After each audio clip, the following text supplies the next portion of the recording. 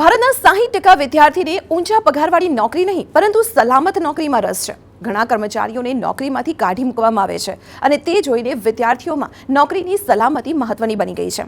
11,000 વિદ્યાર્થીઓ દેશની અગ્રણી યુનિવર્સિટીઓ અને HR કર્મચારીઓને આવરી લઈને એક સર્વે કરવામાં આવ્યો છે.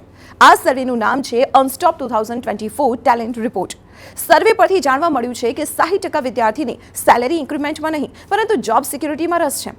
53% વિદ્યાર્થીએ સર્વેમાં જણાવ્યું છે કે તેમને પોતાના મનપસંદ સેક્ટરમાં કામ નહીં મળવાની બીક સતાવે છે.